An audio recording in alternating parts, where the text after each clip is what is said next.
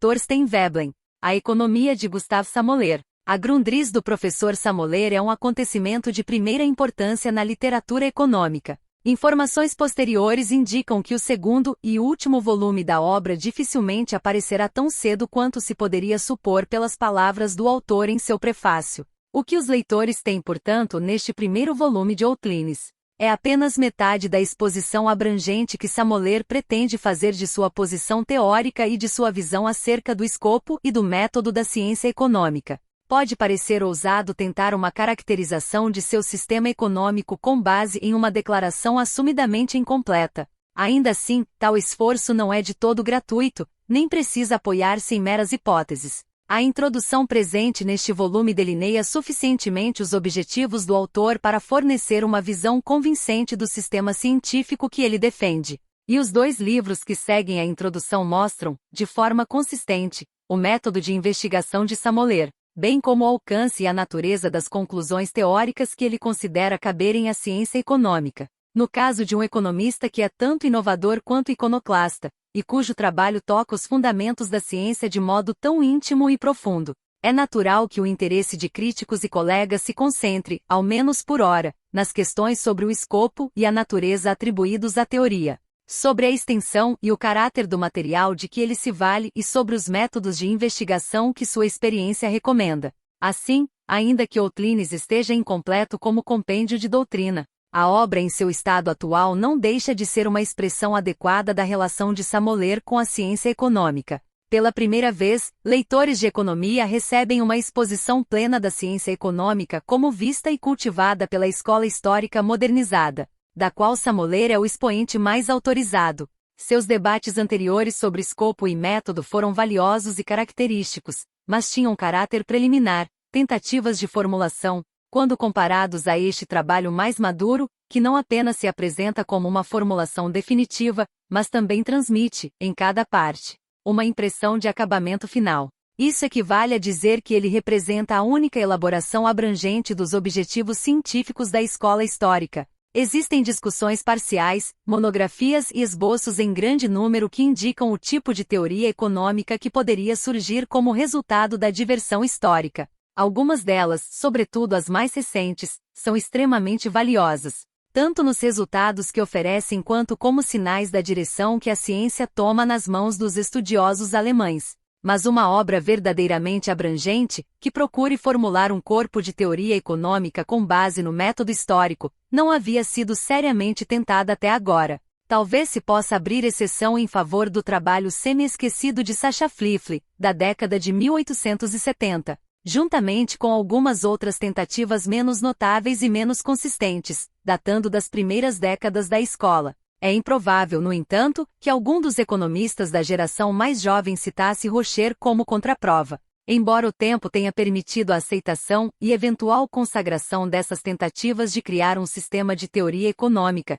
isto é, uma ciência econômica, elas não obtiveram autenticação junto aos estudiosos da disciplina, e não há razão para acreditar que esse fracasso não seja definitivo. Nas últimas 2 décadas, a escola histórica ramificou-se em 2 direções principais, relativamente divergentes. De modo que hoje é mais difícil do que nunca fazer afirmações gerais sobre os economistas históricos. Entre os mais conservadores, aqueles da observância mais estrita, dificilmente se pode dizer que cultivem a ciência em si, já que seu objetivo não é o trabalho teórico. O labor desta linha mais antiga, representada sobretudo por Wagner, certamente não é inútil. Ao contrário, é valioso e talvez indispensável à tarefa em andamento da ciência. Mas em linhas gerais, esse trabalho não pode ser contado como contribuição direta à teoria econômica. Essa corrente mais antiga da economia alemã, em seus inúmeros representantes modernos, revela tanto perspicácia quanto imparcialidade,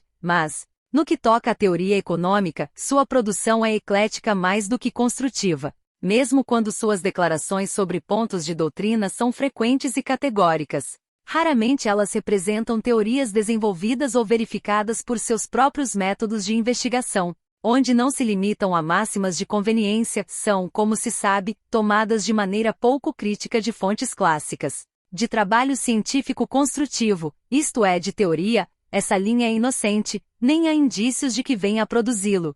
a menos que altere radicalmente o escopo e o método de sua investigação, tornando-o algo mais que meramente histórico. Por isso, quaisquer contribuições originais que a escola histórica possa oferecer à teoria econômica devem vir daqueles que, como Samoler, se afastaram da estrita observância do método histórico. Daí o interesse peculiar em sua obra, como porta-voz mais aceito e autorizado da vertente da escola histórica que se dedica à investigação teórica.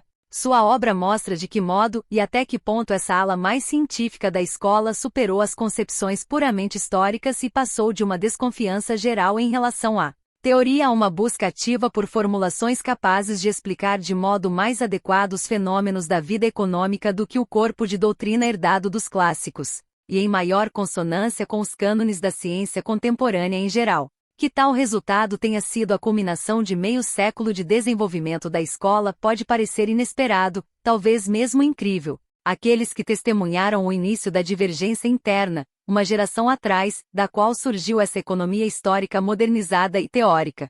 Samoler entrou no campo ainda na década de 1860, como um protesto contra os métodos e ideais em voga na economia. Seu protesto dirigia-se tanto contra os clássicos quanto contra os líderes da escola histórica. No que dizia respeito ao escopo da ciência e ao caráter das leis ou generalizações que ela buscava. Nos seus primeiros trabalhos, sua discordância com os colegas era sobretudo crítica, e não há indícios de que tivesse então uma concepção clara do trabalho construtivo a que, de modo persistente, procurava conduzir a ciência. Por isso, passou a ser visto como iconoclasta e como um expoente extremo da escola histórica, sendo considerado alguém que praticamente negava a viabilidade de um tratamento científico da economia, reduzindo-a à narrativa, estatística e descrição. Essa fase crítica está agora superada, e com ela a incerteza quanto ao rumo e aos resultados de sua atividade científica. Para entender o significado da inflexão promovida por Samoler quanto ao escopo e ao método da economia, é preciso indicar brevemente a posição da geração inicial de economistas históricos,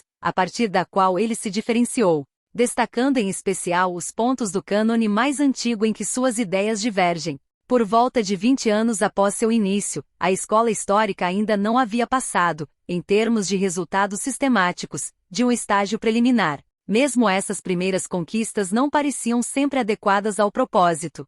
Indicara-se um novo e mais amplo escopo para a investigação econômica, assim como novos objetivos e métodos para a discussão teórica. Mas esses ideais de avanço teórico, e os meios apontados para alcançá-los, permaneciam sobretudo especulativos. Pouco havia sido feito em termos de concretização. Os economistas históricos até então, mal haviam se valido dos novos instrumentos que diziam possuir. Fora das polêmicas e da especulação sobre ideais, seus esforços concentravam-se mais na história do que na economia, exceto quando, de modo fragmentário, continuavam a difundir e, em pequena medida, a desenvolver os dogmas dos clássicos que pretendiam desacreditar o caráter da economia histórica no momento em que o professor Samoler iniciou seu trabalho de crítica e revisão é bem ilustrado pelos escritos de Rocher. Qualquer que seja a avaliação atual sobre a posição de Rocher como economista, em comparação com Knies e Hildebrandt, dificilmente se pode negar que, ao final do primeiro quarto de século de existência da escola histórica, foi a concepção de Rocher sobre o escopo e o método da economia que encontrou maior aceitação e que melhor expressou o espírito daquele grupo de estudiosos que pretendiam cultivar a economia pelo método histórico. Para nossos propósitos, portanto, as opiniões de Rocher podem ser tomadas como típicas, tanto mais que para os fins gerais aqui visados. Não há grandes discrepâncias entre Rocher e seus dois ilustres contemporâneos. A principal diferença é que Rocher é mais ingênuo e mais específico, além de ter deixado um volume mais considerável de resultados obtidos pelo uso declarado de seu método. O método professado por Rocher era o que ele chamava de método histórico-fisiológico. Ele o contrastava com o filosófico ou idealista. Mas sua atitude depreciativa em relação aos métodos filosóficos em economia não deve ser entendida como se suas próprias especulações econômicas fossem desprovidas de base filosófica ou metafísica. Significa apenas que seus pressupostos filosóficos eram diferentes dos economistas que ele criticava, e que os tomava como evidentes por si mesmos. Como acontece com o escritor sem inclinação especial ou formação específica em filosofia, os pressupostos metafísicos de Rocher eram, em grande parte, tácitos. Tratava-se das noções metafísicas comuns, em circulação entre os círculos cultos da Alemanha no período de sua juventude, época em que sua formação moldou sua visão de mundo e seus hábitos intelectuais. Isso significa que tais pressupostos pertenciam ao que Hofding chamou de escola romântica de pensamento, de caráter hegeliano. Rocher, não sendo um filósofo de profissão, não permite uma identificação clara e segura de seus princípios fundamentais, mas, na medida em que tal classificação seja possível, deve ser colocado entre a direita hegeliana. E como a metafísica hegeliana gozava, em sua juventude, de amplo prestígio nos círculos respeitáveis da Alemanha, especialmente naqueles mais distintos, que moldaram sua vida social e intelectual, seus pressupostos foram aceitos naturalmente, sem sequer serem percebidos como metafísicos. Nesse aspecto, Rocher é bastante representativo da primeira geração da escola histórica da economia. A metafísica hegeliana, no que interessa aqui,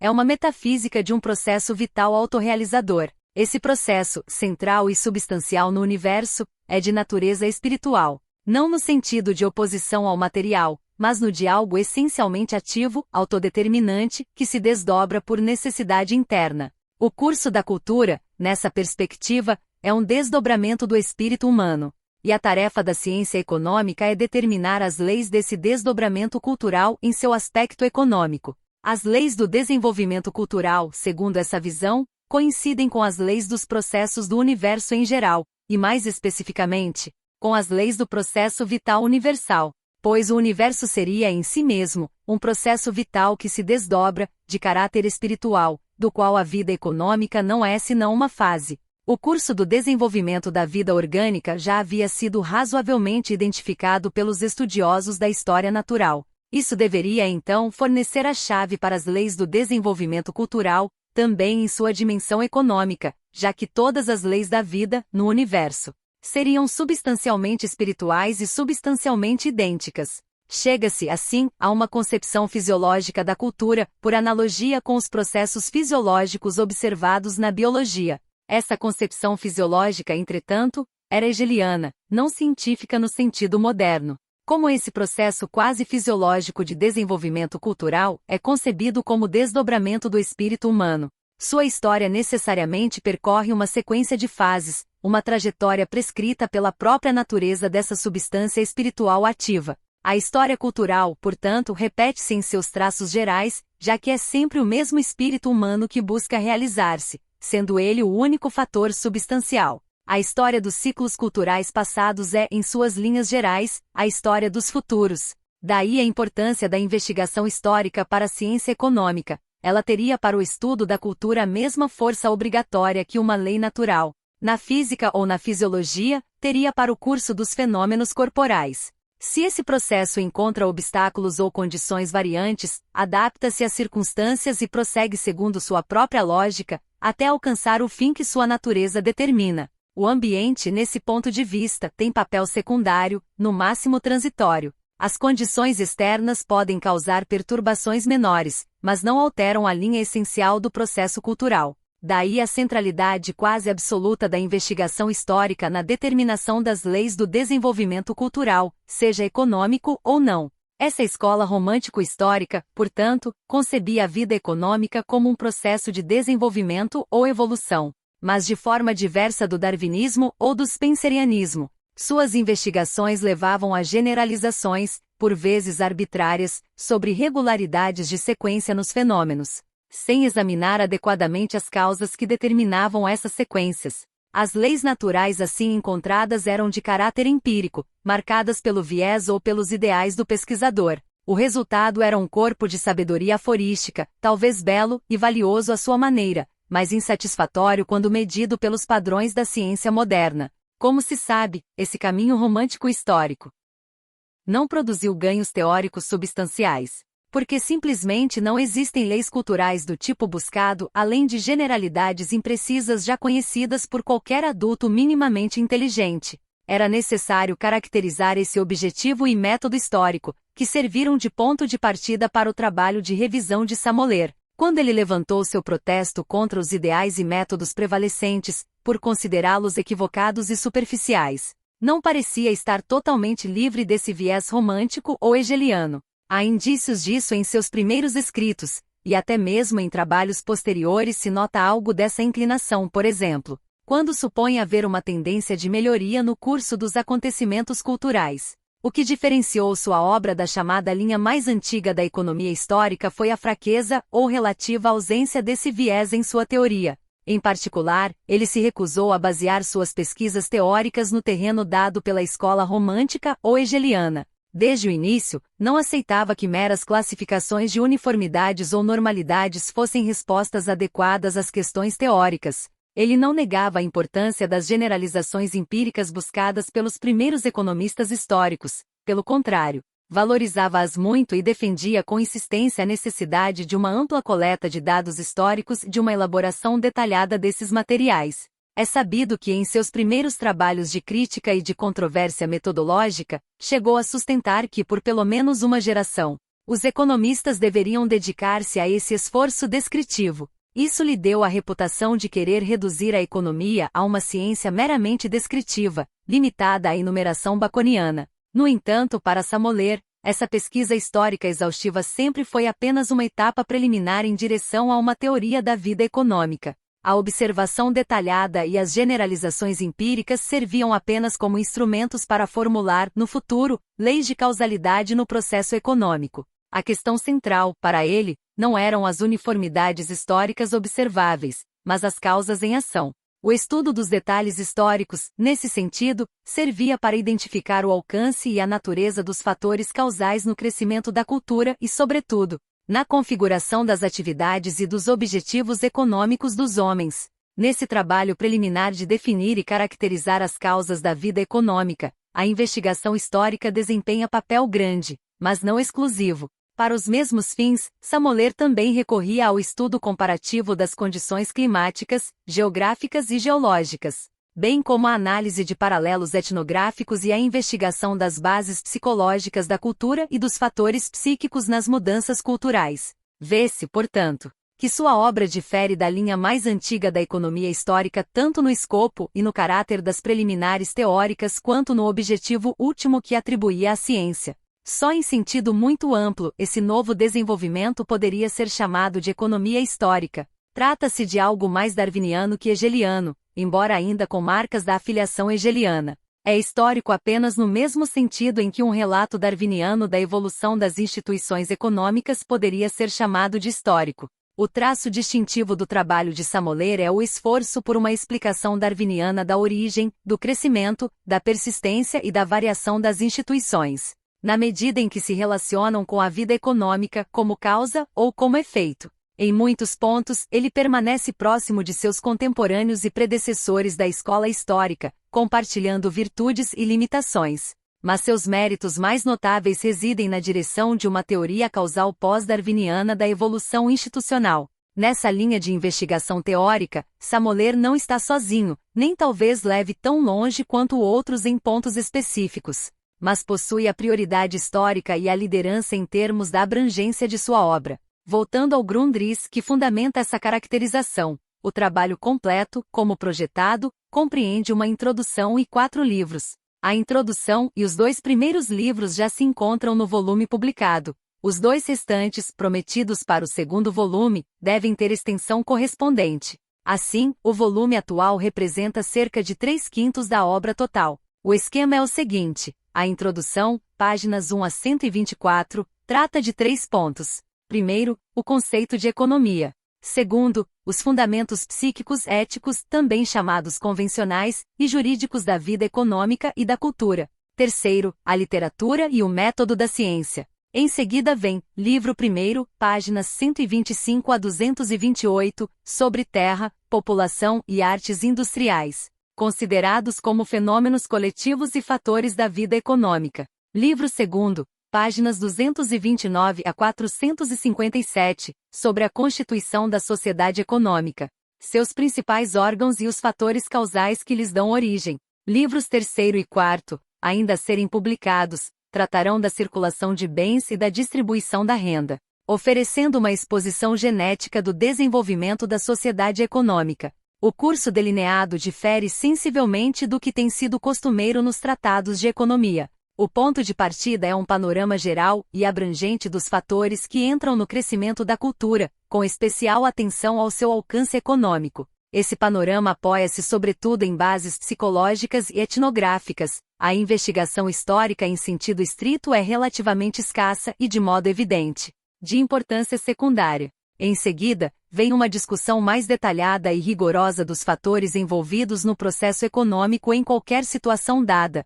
Os fatores ou fenômenos coletivos em questão não são os tradicionais terra, trabalho e capital, mas antes população, meio ambiente material e condições tecnológicas. Também aqui a discussão se ocupa mais de material etnográfico do que propriamente histórico. A questão da população não diz respeito à força numérica dos trabalhadores, mas sim à diversidade de características e ao peso do patrimônio sobre o crescimento das instituições econômicas. A discussão do meio ambiente material, por sua vez, diz relativamente pouco sobre a fertilidade do solo e dá muita atenção às diferenças de clima, situação geográfica e condições geológicas e biológicas. E este primeiro livro se fecha com o levantamento do crescimento do conhecimento tecnológico e das artes industriais. Em tudo isso, a inovação significativa não reside tanto no caráter dos detalhes. Enquanto detalhes das ciências das quais são tomados por empréstimo, eles são, na maior parte, suficientemente corriqueiros.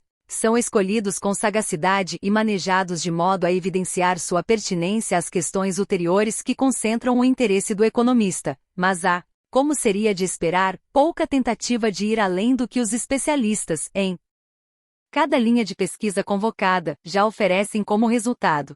A importância disso tudo está, antes, no fato de que se tenha recorrido a material dessa ordem para lançar os alicerces de uma teoria econômica, e no fato de ter parecido necessário ao professor Samoler fazer esse levantamento introdutório tão abrangente e tão meticuloso quanto é.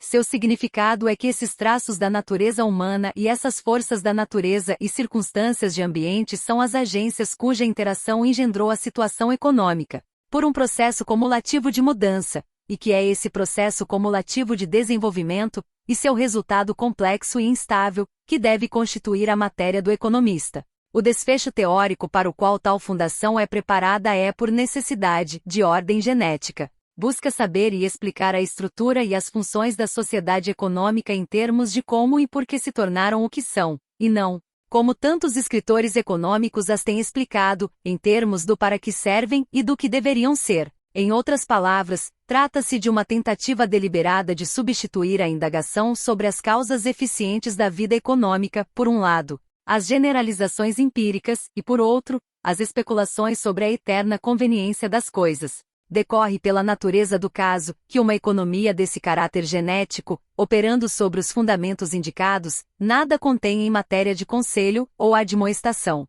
nenhum máximo de conveniência, nenhum credo econômico, político ou cultural. Em que medida o professor Samoler observa esse cânone de contenção é outra questão. O que acima se indicou é o alcance das doutrinas que se podem derivar de modo consistente das premissas com que o trabalho em exame se inicia, não o alcance das especulações do autor acerca de assuntos econômicos. O segundo livro, com auxílio de material pré-histórico e etnográfico, bem como da história, ocupa-se da evolução dos métodos de organização social, do crescimento das instituições, na medida em que esse crescimento molda, ou é moldado por, as exigências da vida econômica. Os órgãos ou instituições socioeconômicas, cuja história é passada em revista, são a família, os métodos de assentamento e domicílio, no campo e na cidade, as unidades políticas de controle e administração, a diferenciação de funções entre classes e grupos industriais e outros, a propriedade, seu crescimento e sua distribuição,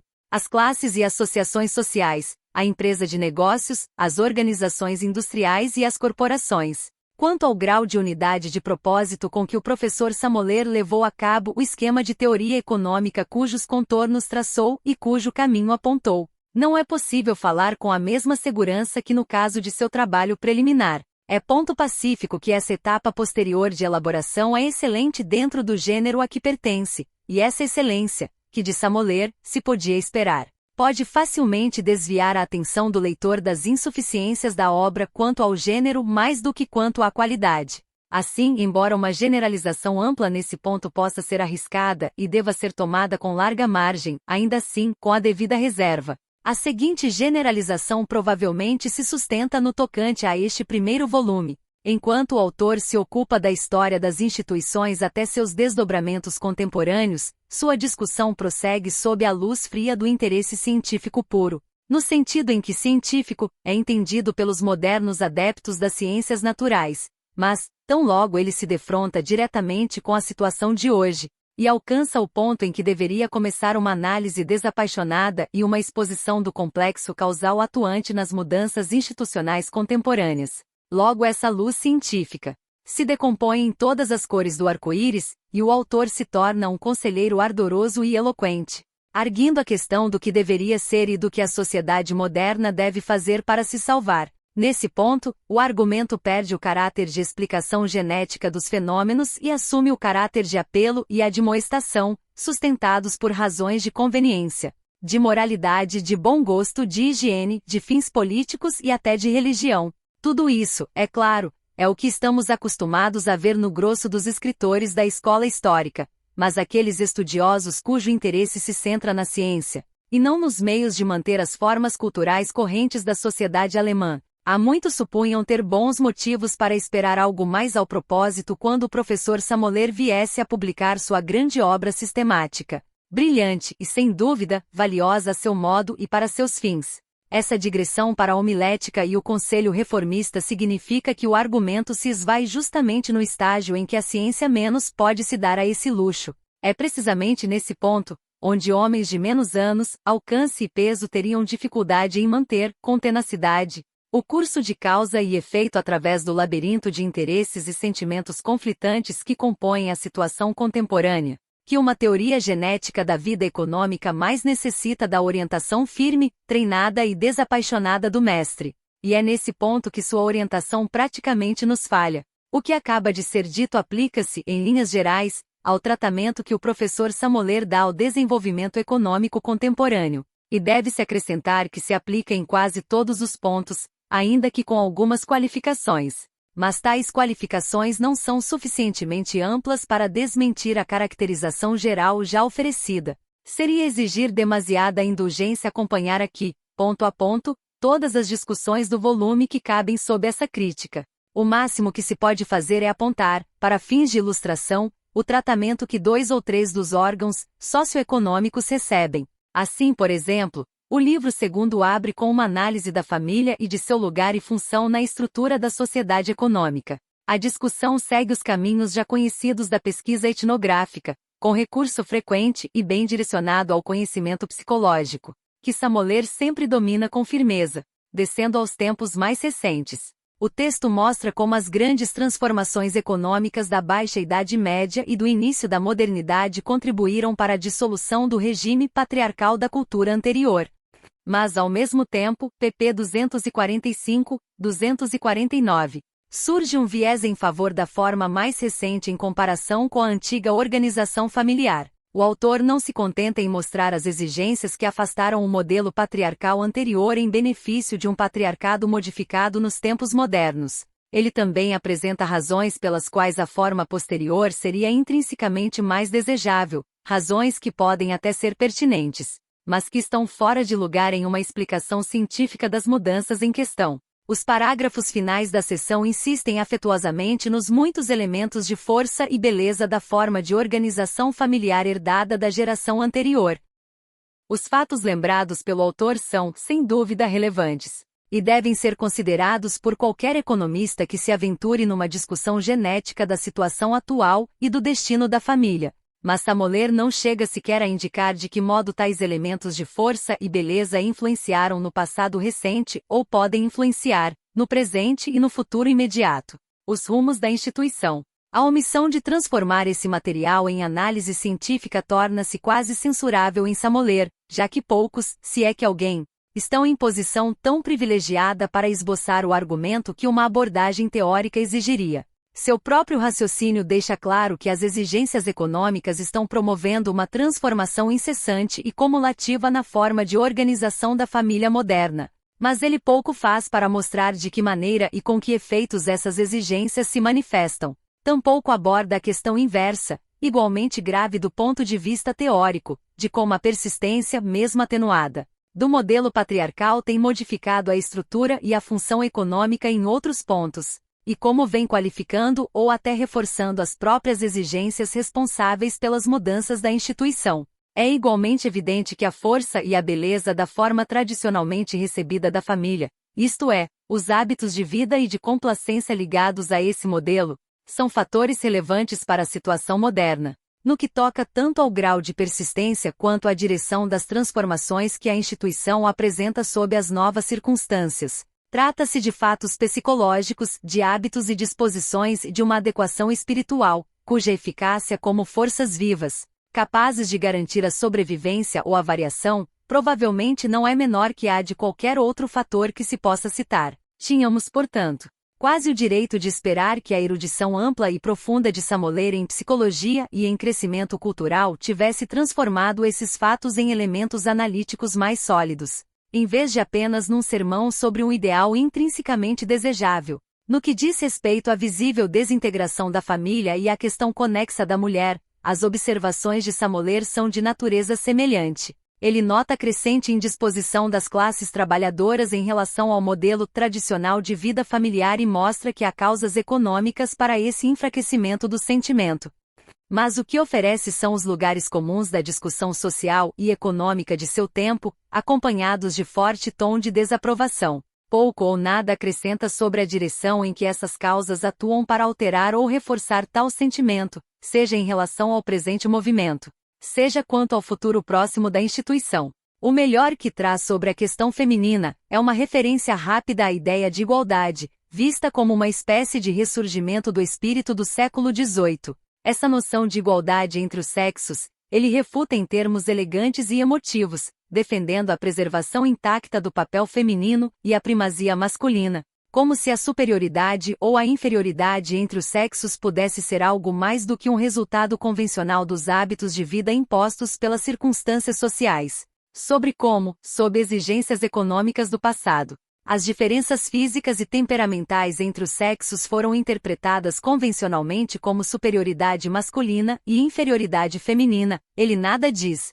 Tampouco explica por que essa interpretação perdeu sua antiga força nos tempos recentes. Assim, a discussão da família e da relação entre os sexos na cultura moderna revela-se marcada pela relutância ou pela incapacidade de ultrapassar a barreira da convenção social, aceita como definitiva. A discussão da família ocupa o capítulo inicial do livro segundo. Para outro exemplo do tratamento dado por Samoler a um problema econômico moderno, pode-se recorrer ao capítulo final do livro primeiro sobre o desenvolvimento dos recursos tecnológicos e seu significado econômico, em especial as seções sobre a moderna indústria de máquinas, pp. 211, 228.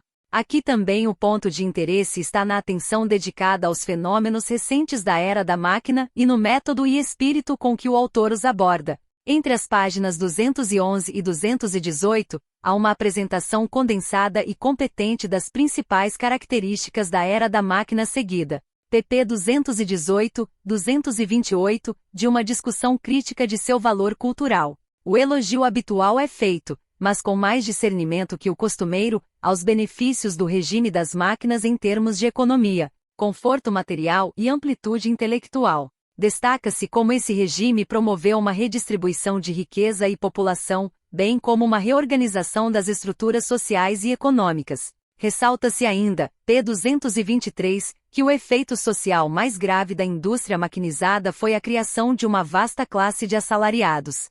As condições materiais dessa classe, sobretudo em relação ao conforto físico, são descritas com sobriedade e discriminação, e demonstra-se, p. 224, que em sua fase mais madura, o regime da máquina produziu uma classe de trabalhadores treinados, que não apenas vivem com conforto, mas são fortes e sãos de corpo e mente. Mas a partir daí, o encadeamento de causa e efeito na análise dessa situação moderna da máquina se interrompe. O restante do espaço dedicado ao tema é ocupado por críticas morais e estéticas, sensatas e bem fundamentadas, bem como por indicações sobre quais deveriam ser os ideais e objetivos apropriados. Samoler perde aqui a oportunidade de tratar o material em espírito científico e de extrair resultados valiosos para a teoria econômica. Poderia, sem exagero, ter esboçado um método e uma linha de pesquisa eficazes para investigar, por exemplo, os efeitos culturais e espirituais do regime da máquina sobre esse vasto corpo de trabalhadores treinados, e o peso que esse corpo representa como fator na formação das instituições do presente e na configuração econômica e cultural do futuro. É razoável crer que Samoler poderia ter feito esse trabalho com mais eficácia que qualquer de seus colegas, já que possuía, como se observou acima, a formação psicológica, o amplo conhecimento do jogo de causas e efeitos no crescimento cultural e a capacidade de adotar um ponto de vista científico. Em vez disso, ele retorna ao estéril terreno homilético do historismus tradicional. Parece que um tema tratado objetivamente enquanto está fora da esfera da preocupação humanitária e social imediata torna-se, assim que alcança essa esfera, uma questão a ser julgada por padrões convencionais de gosto, dignidade, moralidade e afins, tão logo passa pelo crivo do sentimento alemão contemporâneo. Esse hábito de tratar um problema sob diferentes e mutáveis pontos de vista dá, por vezes, um efeito caleidoscópico que não deixa de ter interesse. Assim, no caso da população operária tecnicamente treinada da indústria de máquinas, já mencionada, surge certa estranha confusão quando se colocam lado a lado expressões tiradas de fases diversas da discussão. Num ponto, p. 224, ele fala dessa classe como sã, forte, em progresso espiritual e moral, superior em todas essas virtudes às classes trabalhadoras de outros tempos e lugares. Em outro, pp. 250-253, fala do mesmo elemento popular, sob a designação de socialistas como perverso, degenerado e reacionário. Esta última caracterização pode ser substancialmente correta, mas repousa em critérios de gosto e preferência, não em fundamentos de causa e efeito cientificamente determináveis. E as duas descrições aplicam-se ao mesmo segmento da população, pois o núcleo substancial e o fator dominante do elemento socialista radical na comunidade alemã é, notoriamente, justamente essa população tecnicamente treinada das cidades industriais, onde a disciplina da indústria de máquinas atuou de forma mais intensa. O único outro elemento relativamente isolável de caráter socialista radical encontra-se entre os estudantes das ciências modernas. Além disso, em suas especulações sobre a relação entre conhecimento tecnológico e avanço cultural, Samoler aponta, por exemplo, p. 226, que um alto grau de cultura implica, em geral, um alto grau de eficiência tecnológica, e vice-versa. Nesse contexto, utiliza os termos Albikulturvolker e Ganzkulturvolker para designar diferentes graus de maturidade cultural. É curioso pensar, à luz do que ele próprio afirma, que se a população tecnicamente treinada das cidades industriais, afetada pelo socialismo, fosse abstraída do conjunto alemão juntamente com os cientistas radicais socialistas, restariam basicamente o campesinato, os cortiços e a aristocracia grande e pequena. E essa comunidade resultante teria de ser classificada, no esquema de Samoler, como um Albikulturvol, povo de meia cultura, ao passo que os elementos retirados, se considerados isoladamente, seriam inquestionavelmente classificados entre os Ganzkulturvolker, povos de cultura plena. Para concluir, pode-se recorrer ao capítulo final, livro 2º, capítulo 7, do volume atual como ilustração definitiva do método e do espírito de Samoler no tratamento de um problema econômico moderno. Tanto mais porque este capítulo, sobre a empresa de negócios, sustenta melhor a atitude científica que o esboço introdutório leva o leitor a esperar de toda a obra. Mostra como a empresa moderna é, em essência, um desdobramento da atividade comercial, conservando até o presente o espírito do comércio. A força motriz da empresa é a busca de dividendos, mas Samoler demonstra, com mais discernimento desapaixonado que muitos economistas, que esse motivo é, em todo o seu curso de desenvolvimento limitado e guiado por considerações e convenções que não são de natureza primariamente egoísta. Ele não se contenta em apontar para uma suposta harmonia de interesses. Esboça o jogo de forças por meio do qual um tráfego de negócios voltado ao interesse próprio acabou servindo também aos interesses da comunidade. A empresa de negócios emergiu gradualmente e alcançou sua posição central e dominante na indústria moderna como concomitante do crescimento da propriedade individual e da liberdade pecuniária na vida moderna. É, portanto, uma fase da situação cultural contemporânea. E sua sobrevivência e a direção de seu crescimento futuro estão condicionadas pelas exigências dessa mesma situação. O que é essa situação moderna e quais são as forças, essencialmente psicológicas, que moldam sua evolução futura? Ninguém está mais apto a discutir do que Samoler, e ele de fato oferece valiosas indicações, pp 428, 457, sobre quais são esses fatores e como deve ser conduzida a investigação de seu funcionamento. Mas mesmo aqui, onde o encadeamento desapaixonado de causas e efeitos deveria ser mais fácil de manter, por estar menos sujeito a ser distorcido por sentimentos do que, por exemplo, no caso da família, o trabalho de seguir a sequência de desenvolvimento se dissipa em conselhos e admoestações, baseados na suposição de que o estágio agora atingido é, ou deveria ser, definitivo. A atenção, nas páginas finais, afasta-se do processo de crescimento e de suas circunstâncias condicionantes para se concentrar na desejabilidade de manter os bons resultados alcançados e nos meios de preservá-los.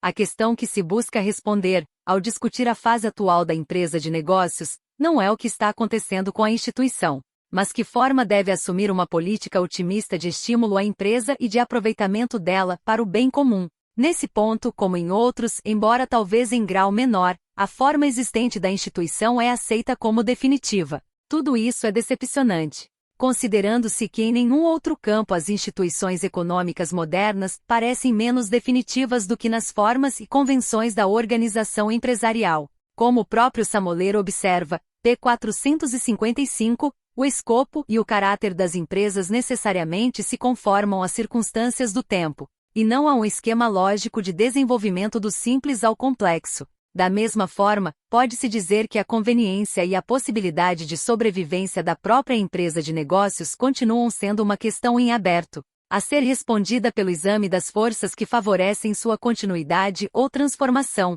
e não por conselhos sobre os melhores meios de sustentá-la e controlá-la. O que foi dito aqui em crítica ao trabalho de Samoler, especialmente quanto ao seu afastamento do caminho da pesquisa científica no tratamento dos fenômenos contemporâneos, pode, é claro, ter de ser qualificado, ou até mesmo completamente revisto, quando sua obra se completar com o prometido levantamento genético das instituições modernas, a ser exposto no quarto livro. Talvez se possa até dizer que há razoável esperança, em linhas gerais, de que essa seja sua consumação. Mas o volume atual não dá base para esperar com confiança nesse sentido. Talvez seja desnecessário, ou até gratuito, acrescentar que as restrições feitas aqui indicam, afinal, apenas falhas relativamente pequenas em uma obra de primeira magnitude. Thorstein Veblen, Universidade de Chicago.